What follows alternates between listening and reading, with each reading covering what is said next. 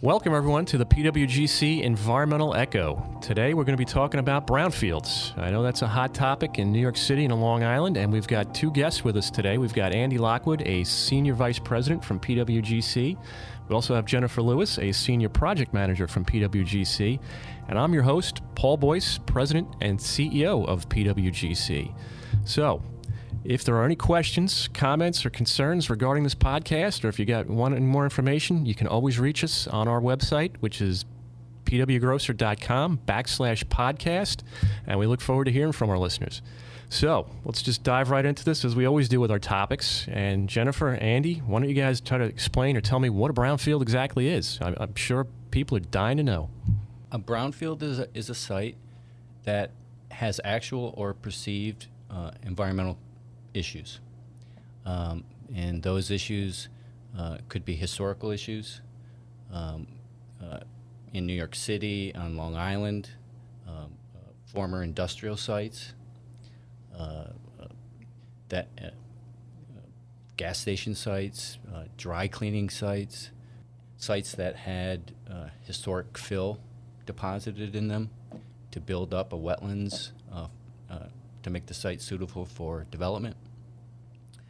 And those sites are now being rezoned,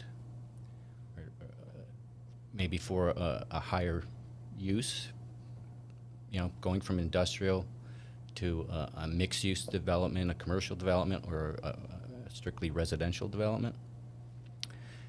And developers are somewhat reluctant sometimes to take on that site because of those issues. And so in New York State, the DEC has, in order to incentivize the development of those properties, developed a program, a New York State Brownfield Cleanup Program. The BCP. BCP. Can you guys describe what that is? Who's eligible? How do you get into the program? What's available to people that are looking to clean up a site and redevelop it? The Brownfield Cleanup Program is administered by the New York State Department of Environmental Conservation, the DEC, and they work in conjunction with the New York State Department of Health, because overall the most important thing that we care about is the health of people that are going to be living on these properties. So the fundamentals of the program include the investigation of the property in terms of what contamination may exist at the site. Jennifer, who is eligible for this BCP, this Brownfields Cleanup Program? It's actually easier to discuss who is not eligible for the program.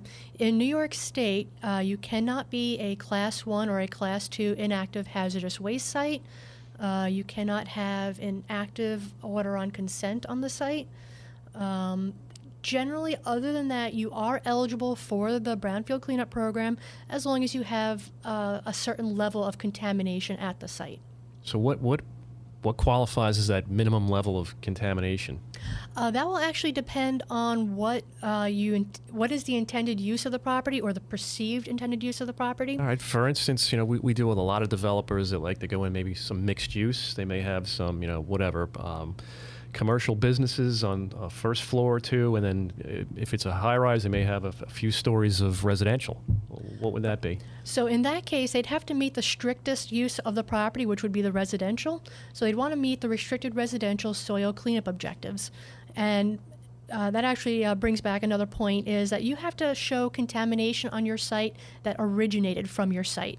It cannot be contamination migrating from a neighboring site. Briefly, how do you guys go about demonstrating that? What's the key to saying, okay, this happened here, as opposed to it came from one of my neighbors or somebody further away? So we start off with a phase 1 site investigation that lets us go into the history of the property, and we can identify potential sources of contamination and where those sources may exist in the property. Then we do the phase 2 investigation, which is a more intrusive study. It involves collecting soil, groundwater, or soil vapor samples, and we analyze those samples for a specific list of compounds, and then we compare them to the state standards to identify if there is actually contamination that exists on the site and that originates from the site. Usually we can tell if it originates from the site if we find it in the soil samples above the water table. The reason why we look for it above the water table is that contamination may migrate on the water table from a nearby site. So if you just find it in the groundwater or you just find it in the soil vapor, you're not 100% sure it's your issue. Interesting. So, in my mind, and I'm sure in others, undertaking an endeavor like this to clean up a property that you didn't make the mess, right? It's going to cost some money. So, what incentives are there available to people who go into this program, to get them in, to attract them, to want to do something like this, to do something that's beneficial, to redevelop, Obviously, the benefits from an economic standpoint or a housing standpoint, but what about to the guy that's, guy or gal that's going to undertake this project? What kind of incentives are out there? Let's talk about first the two different types of participants. There's a volunteer, and then there's a participant, correct? The participant, they own the program when the environmental and cause the environmental So they own condition. the property. Right. The original property owner. But Okay. in New York State, since they did away with the voluntary cleanup program, a PRP, a primary responsible party, only has the BCP program or a Class 1 or Class 2 inactive hazardous waste site program to get into, and to go through a regulated program to get to the end point where you get some type of notice of completion or notice of satisfaction that your environmental issue has been taken care of. So then the volunteer. So the volunteer is someone that maybe just purchased the property recently, went through their due diligence, did a phase 1, phase 2, in order to complete the property transaction, which is pretty standard in New York State nowadays, and knows that there's some environmental concern, but they didn't cause it. Now they're eligible for the BCP program as a volunteer. And as a volunteer, you can get both the tax credits and the liability protection that the program offers. So tax credits, that to me, that's incentive, right? That is the largest incentive that most people think of when they think of the Brownfield Cleanup All Program. right. Yeah, they're not asking us about the liability protection. It's how much money can I get, Jennifer? Yes. Right. So it's my understanding that there's different types of tax credits, right? And two of them that come to mind are the site prep credit and the tangible property credit. Jennifer, can you explain the difference between those two types of tax credits for a volunteer? Sure. So the site prep credit should be considered, it's also called the remediation credit. It is all of the costs that go into actually remediating the property. And that is more than just the cost of disposing of soil or doing some type of treatment. That also includes your legal fees, your environmental consultant fees, your engineering fees, your supportive excavation fees. You have to be able to do this work safely. You can't undermine your neighboring building just to remediate your site. There's several other things that can, fencing can go into the remediation credit, whatever it takes to actually remediate your site in a safe manner. All your contaminated soil transport and disposal. Yes.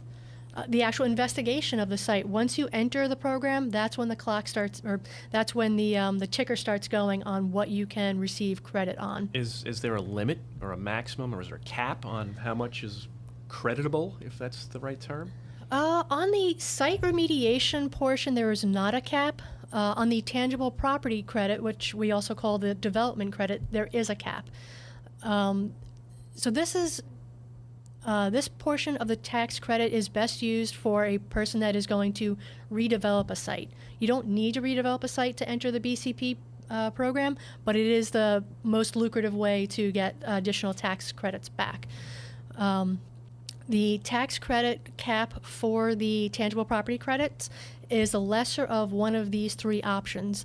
$35 million for a property, which can go up to $45 million if it is an industrial property. That's option one. Option two is 3 times the cost of your site remediation. So if your site remediation costs $3 million, you can get $9 million on the property development credit. The third option is a percentage that is based upon certain criteria. You start off with a 10% baseline, and if you meet certain requirements that 10% of what? 10% of your tangible property costs. Okay. So if your building is going to cost $100 million to construct, you can get $10 million on that Got it. version. Thank you. So it starts off with a 10% baseline, and it can go up in 5% increments based upon certain things. If you meet a track 1 cleanup, which is the strictest cleanup level, then that's another 5% bonus. If you have, if you're in a brownfield opportunity area, that's another 5% bonus, and that will cap out at 24%. So of those 3 options, whichever is the lesser is what will constitute your tangible property credit. And I would just like to chime in there that Jen obviously knows what she's talking about. She put together a Excel spreadsheet that she uses to on a site-by-site basis and based on the very nitty-gritty specifics of the potential redevelopment for a client, what their potential remediation tax credit and tangible tax credit might be. It's really helpful to our clients to really understand that information before they get too far into the project. Absolutely. As a company, we can offer our clients the best service the sooner we get involved in the project. So a lot of times we have clients that are engaging P.W. Grosser before they own the property. They understand the BCP program to an extent, and want us to do that due diligence part of the property transaction, the phase 1, phase 2. They want us involved in the purchase sale agreement because they can use that information to affect the sale price of the property. We usually generate some type of cost estimate at that point for our clients. And then Jen can do her calculations on her tax credit, potential tax credits through the program, and they can see, okay, these are the environmental concerns. This is the probable cost to cure. These are the potential tax credits if I could go into the program. If they wait too long and they're contacting us, after they've already purchased the property, and sometimes it just doesn't work out because the problem is a lot bigger than the potential benefits of the program. I mean, to me, this is a real incentive. I mean, the tangible property credit, or development credit, as you called it, you had these 3 different options, and it's the least of the 3. It sounded like, the one you mentioned was $35 to $45 million. If that ended up being the least of your 3, I mean, it's a tremendous benefit to someone looking to possibly redevelop a site that's got these issues. Sure. We actually have a couple of sites that are looking at that being the lesser of the 3, and those are going to be some amazing developments.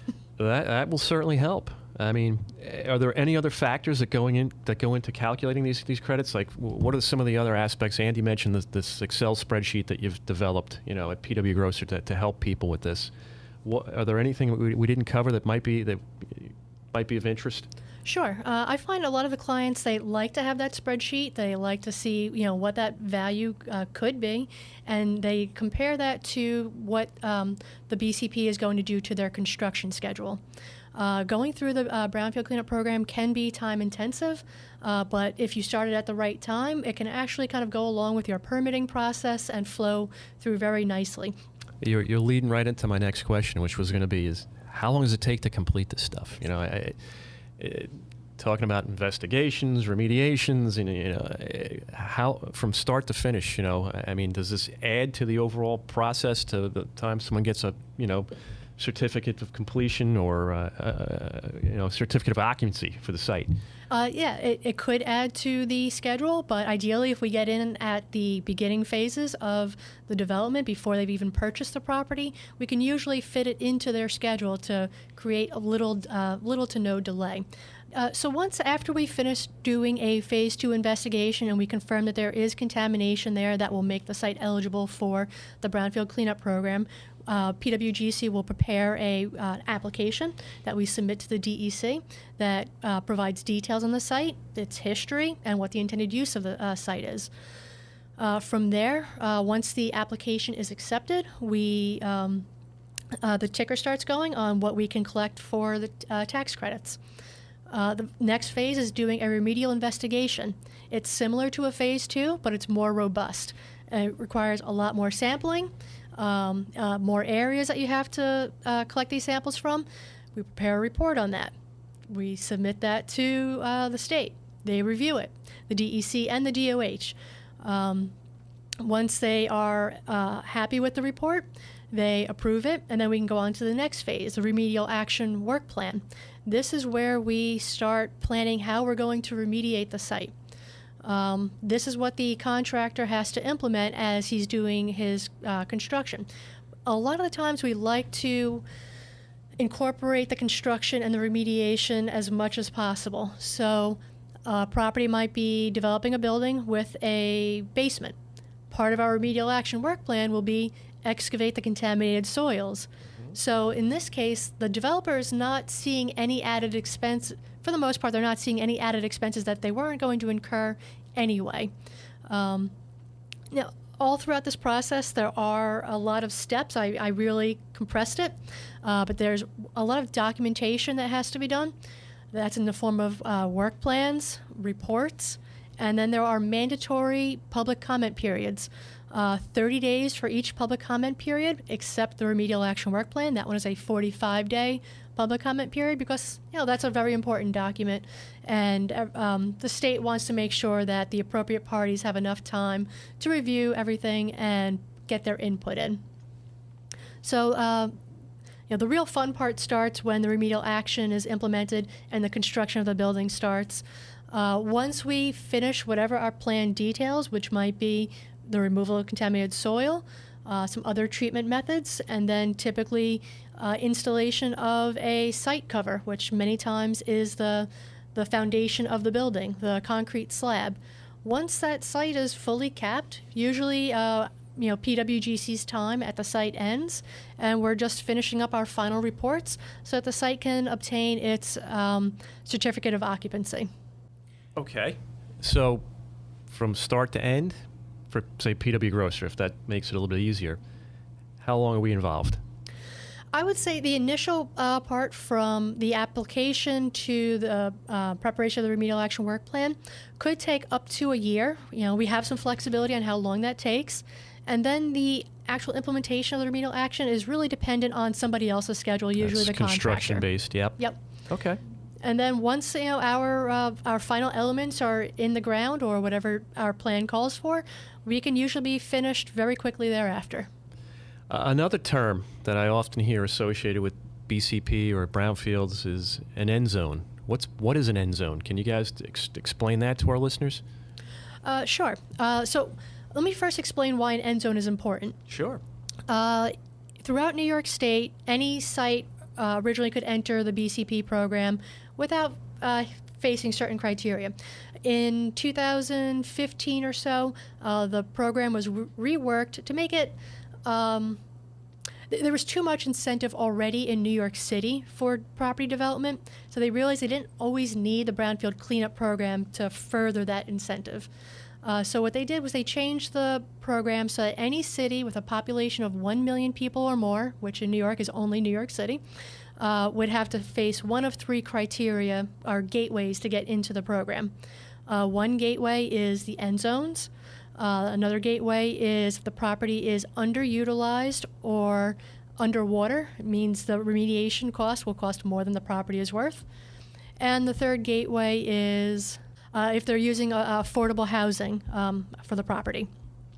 So an end zone is it's set by the Department of Labor in New York State. It's a census tract, and it looks at poverty levels and unemployment levels in that census tract. And if that meets certain criteria, it's deemed an end zone. So it's an economically disadvantaged area. Throughout New York City, there are end zones in all 5 boroughs. The Bronx does have the majority of the end zones, but you can find them even in Manhattan and Upper Manhattan. Interesting. Oh, and I'm sorry. That will actually allow you to qualify for the tangible property credits in New York City. You can still enter the BCP in New York City without the tangible property credits. It's not as lucrative in terms of the amount of money you can get back. I got it. So, one of these end zones, what type of information do I need in order to apply for this? It's actually very simple. Good. The New York State has a GIS map that you can load into Google Earth, and it populates where all of the end zones are in New York State. If your property is at least 50% within an end zone, you can qualify for the tangible property credits. I mean, that's to me, it's making it sound more and more enticing. There's more and more opportunity for people to get involved with this program where they could, do something good for the environment, develop a site, and not lose their shirt in the process. With these credits, tax incentives. I mean, it's making it sound more and more worthwhile in my mind. It's just, how do you get people to be aware of this? I mean, how do developers or site owners, what's publicizing this? We publicize it to our clients. A lot of the developers in New York City are very well aware of the program. So they're savvy about it already, but I mean, they've at least heard about it. I mean, is the state doing anything to, make this program, make people aware of this program? I don't know how to answer that one. They have it on their website, Paul. Yeah, I don't that's all I know know. how much outreach they're actually doing. I think it's really coming from the consultants, the attorneys, the people that are in the know. The construction industry. Yeah. So it's like you said, it's the people that already know about it that are just spreading the word and making sure it's being utilized. Yes. Got it. That does bring up a good question or follow-on point. When, in addition to an environmental consultant, a developer should have a good environmental attorney on their team. It's really adds value, especially when they're going through the acquisition phase of the project. The language in the purchase sale agreement, which can, if you're not careful, can leave the purchaser with the burden unnecessarily. And in dealing with the DEC on the more legal related issues, the wording in the order on consents, and the legal issues at the back end where you might have an environmental easement on the property. An attorney can add some value on making sure that the client is Andy, covered. I think that's a great. What you just brought up is great. It got me thinking right away. Besides the environmental consultant like PWGC or an attorney, are there any other key players that have to be part of this BCP, program for an owner to develop the site? Care to elaborate on that? Is there anyone else like environmental contractors, surveyors? People collecting borings, labs. Who else gets involved with this? There's a lot of parties that are involved in the Brownfield cleanup program. You actually just named quite a few of them. Didn't mean to steal your thunder, but I got my mind racing here. Actually, I'd like to bring up one specific group that a lot of people don't think of. It's the surrounding community. Part of the plan is you have to have a community participation plan. That plan is written in plain English for the neighboring community. They don't have to be the science nerds that we are to understand what is going on at the site. And I think this is one of the greatest parts about the program is that you want that community involvement. You want them to participate in this. Every time that we do a 30-day public comment period, a notice is sent out to the community so they can be aware of what's going on. We do air monitoring to protect the surrounding community to make sure that the work that is going on the site isn't migrating off the site. And I'm sure the community likes to know that there's a new, probably great development that's coming in that's going to be replacing a property that may have been an eyesore, may have been, underutilized, and now they have maybe a new store coming in. They have a new building coming in that they could live in. It could be new jobs, construction jobs for the construction of that property. Could be affordable housing. Affordable housing, yep. Permanent jobs for whatever's the new building, if it's a commercial or manufacturing property. There's a lot of great incentives there for the community itself to want that property to be redeveloped. I mean, you keep spurring more and more questions here, but not to take up our time all day and to keep it brief for our listeners, but it sounds like there's a lot of benefits here. A lot of people can benefit from this, and we did talk about the tax credits. Are there any other benefits just besides the financial incentive that come out of this? Yeah, I would say I've already touched on some of them. Removing the eyesore from the area. Yeah, a blight, sure.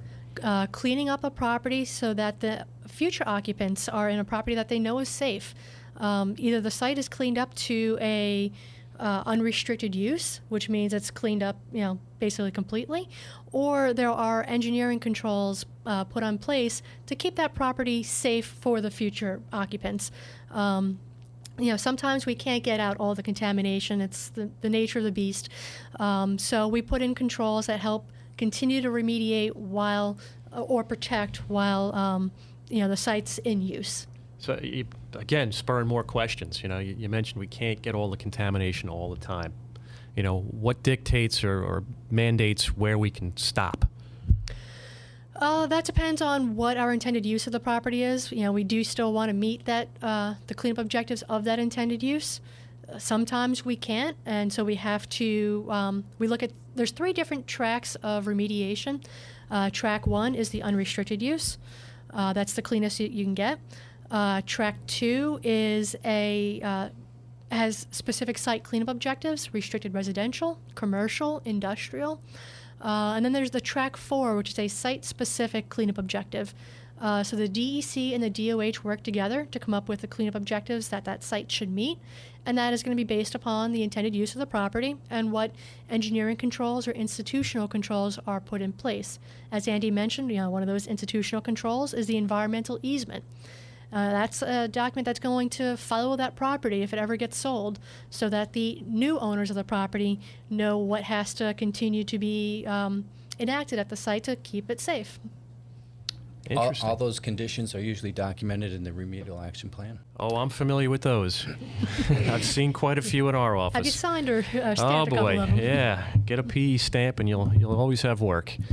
So you brought up another thing that, and I get involved with this quite a bit, being an engineer, the engineering controls, Can you guys just mention quickly just a couple of typical engineering controls that we may put in place at a site that will be there for probably quite a while, and sometimes, we do reach a point where they're no longer necessary, but can you just describe a few of those? I'd say the most common engineering control is the subslab depressurization system.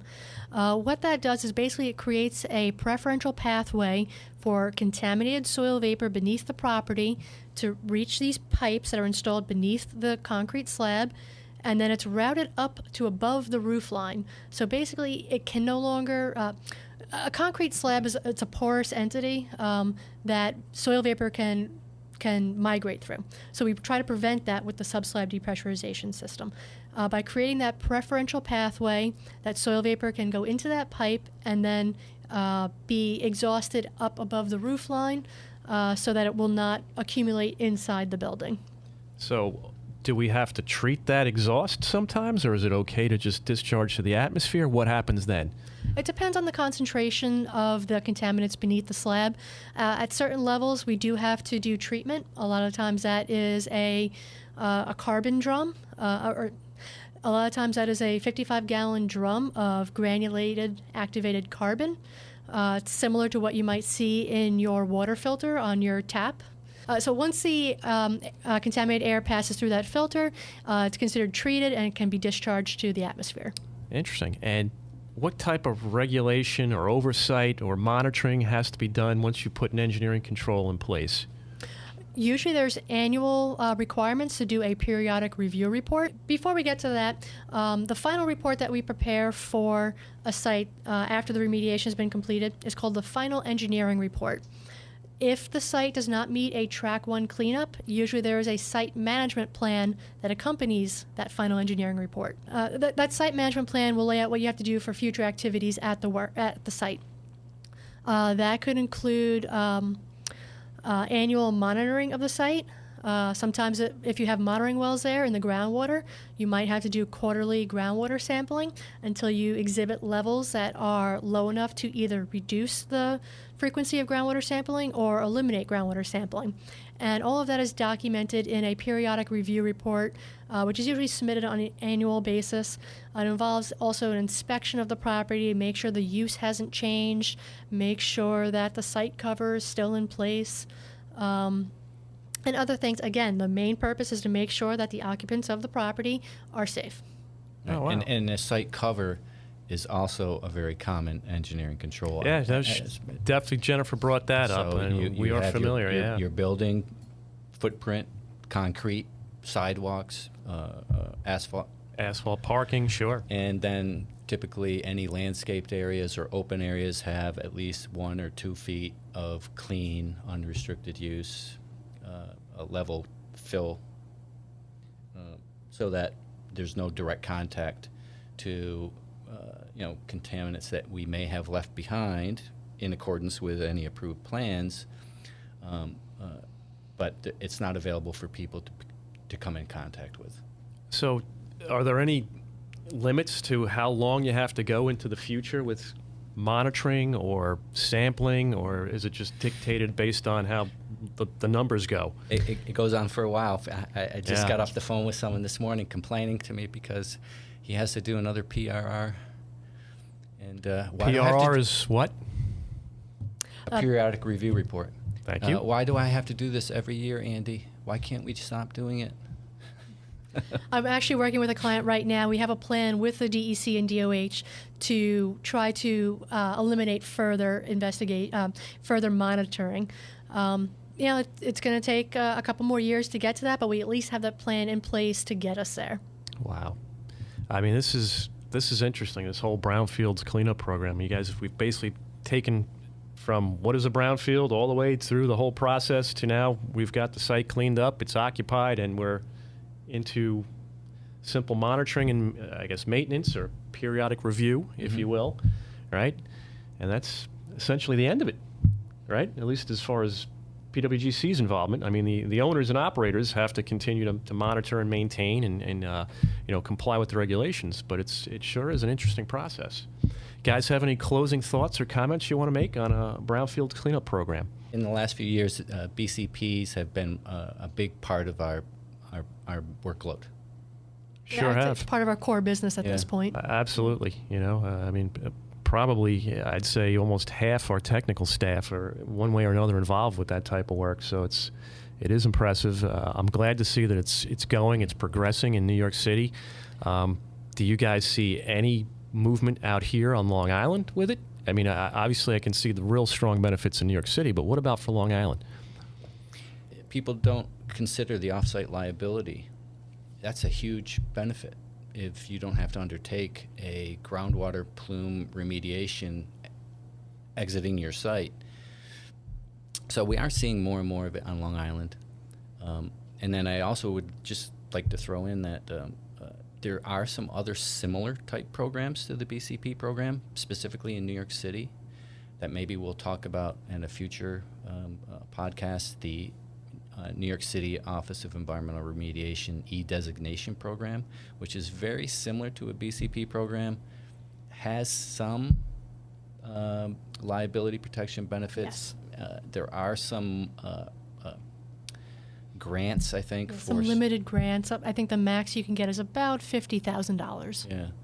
So there's no tangible tax credits associated with it, but it does get you through an approved program so that you can get a certificate of completion and construct. It's a little bit different than the BCP program. I don't want to get into it here, but maybe something we can talk about. Yeah, absolutely. It keeps spurring more and more thoughts for me. But I do want to thank you guys today for your time. Jennifer Lewis, one of our senior project managers, and Andy Lockwood, who is a senior vice president of our environmental unit.